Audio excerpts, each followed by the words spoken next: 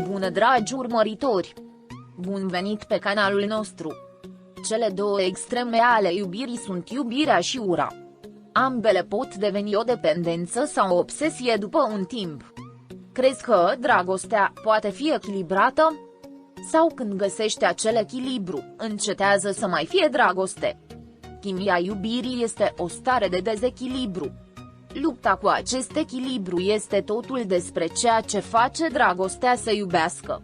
Când întâlnești persoana potrivită, dragostea pe care o trăiești se echilibrează și apoi se transformă în dragoste.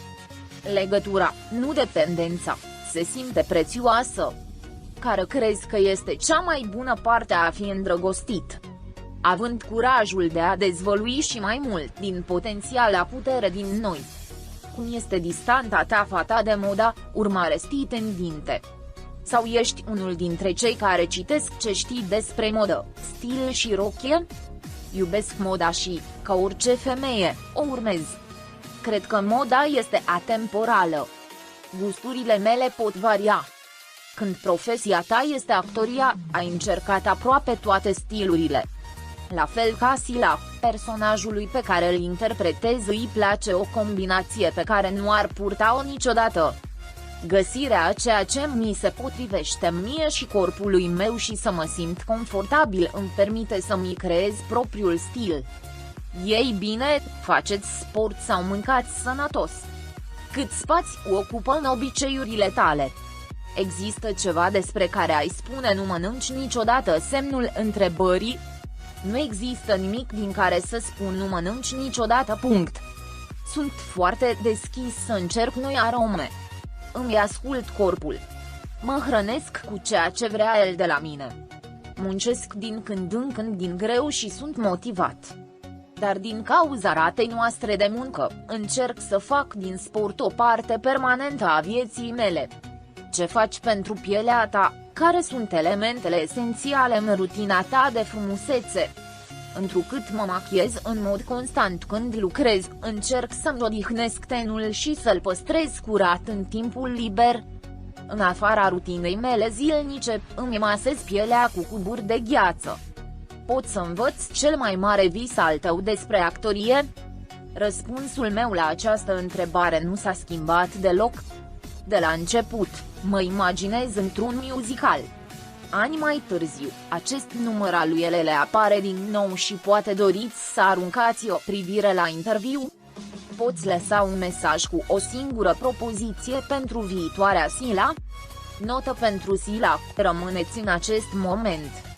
Pentru tot ceea ce trebuie trăit astăzi, doar așa poți da mâine expirarea. Bucură-te de drumul tău. Există o trăsătură de caracter pe care spui nu o pot tolera niciodată, ce atitudini te fac să vrei să fugi? Chiar nu-mi plac oamenii care evită să-și exprime opiniile sau care își folosesc gândurile pentru a servi pe cineva mai mult decât ceva. Totul este o chestiune de stil, nu suport lipsa de respect. Din păcate, oamenii pot ignora respectul unul față de celălalt din cauza negativităților experimentate. Atitudinea din discursul tău poate afecta direct dorința mea de a întâlni o persoană. Pentru a putea trăi împreună, trebuie mai întâi să ne protejăm relațiile umane. Îmi vine să fug din orice mediu în care nu văd asta. Când ai suficient succes pentru a experimenta că obiectivul principal al performanței este calea în sine.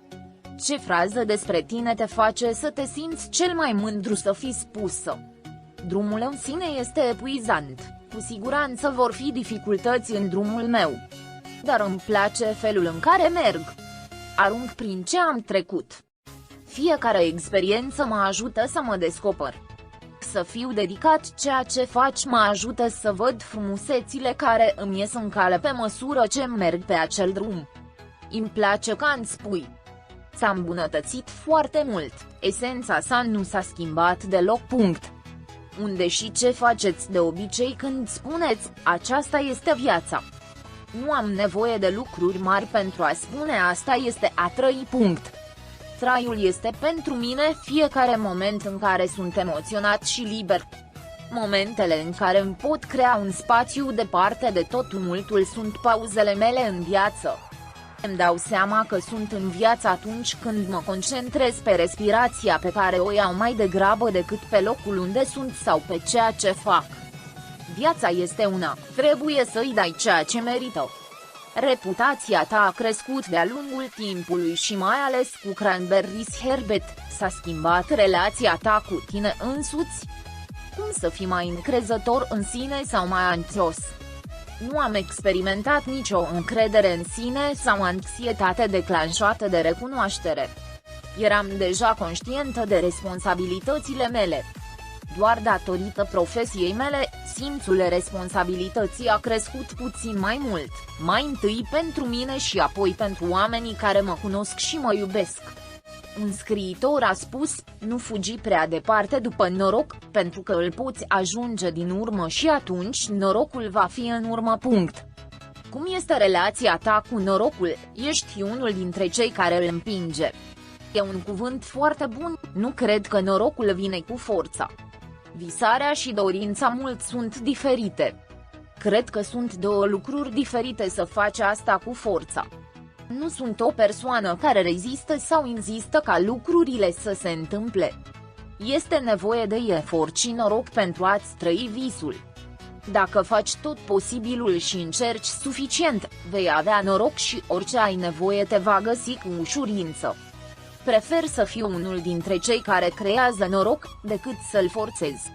Care este caracteristica ta care nu se schimbă niciodată între sila disperată și sila în vârful viselor ei, care te face cine ești în toate circumstanțele? Ca orice ființă umană, sunt momente când mă simt fără speranță și trăiesc în sus, dar orice ar fi, îmi place să sper fără să renunț. Ai muncit din greu ca să devină realitate, ca ai vise, dar ai avut vreodată o dorință care nu a avut efectul la care te așteptai când s-a împlinit? Am visat să trăiesc altfel în Istanbul înainte de a mă muta aici. Încă încerc să mă obișnuiesc cu agitația acestui oraș. Ai o credință fanatică în propriile tale adevăruri? Sau îți permiți oarecare flexibilitate, astfel încât ideile tale să se schimbe de la o zi la alta? Presupun că nu. Omul este o ființă evolutivă și, prin urmare, în schimbare. Cred că sunt o persoană deschisă spre dezvoltare. Dacă nu căști, te vei rupe. Ideile mele se pot schimba pe măsură ce trăiesc viața și câștig experiență. Când am fost mic, adică cum ți-ai dat seama de diferența din tine, de ciudățenia care este strâns legată de creativitate, până când ai luat decizia de a fi actor? Semnul întrebării. Când eram copil, mă închideam ore în șir în camera mea fără să mă plictisesc, inventam povești și mă jucam cu păpușile mele. Spre deosebire de prietenii mei, nu aș avea nevoie de nimeni să mă joc. La început, el a exprimat această creativitate și imaginație prin pictură. Ne-am dat seama că chiar am un stil de exprimare diferit față de alții. Dar mi-a luat timp să realizez că domeniul meu principal este actoria. Acum, mă face să mă simt norocos să am o profesie în care pot reflecta acest sentiment care m-a copleșit încă din copilărie. Ei bine, cum a fost copilăria ta? Unde și cu cine ai crescut? Am mereu amintiri bune din copilăria mea. Am avut o copilărie destul de bună. M-am născut și am crescut în Izmir. Era un loc prietenos în care știa ce înseamnă să crești în cultura cartierului, unde toată lumea cunoștea și îmbrățișa pe toată lumea. Am crescut printre oameni cu sânge cald care au încredere în oameni. Pentru cei născuți și crescuți într-un oraș diferit, Istanbulul poate fi un succes în primul rând. De asemenea, când te confrunți cu o industrie dură și nemiloasă precum actoria. Cum a decurs această situație pentru tine? Ai fost vreodată aproape de a renunța în disperare? Din moment ce nu am crescut în acel mediu, când m-am confruntat cu frământările din Istanbul, ce am făcut? Pe lângă toate aceste greutăți, Istanbulul are și frumuseți încântătoare. Deși este greu, a face meseria pe care o iubesc elimină deznădejdea.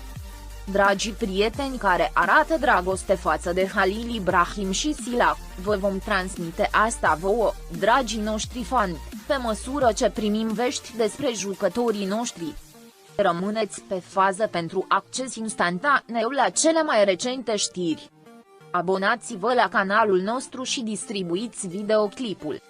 Pentru a fi primul care vizionează, fi la curent cu noile videoclipuri activând notificările. Fi sănătos! Pascali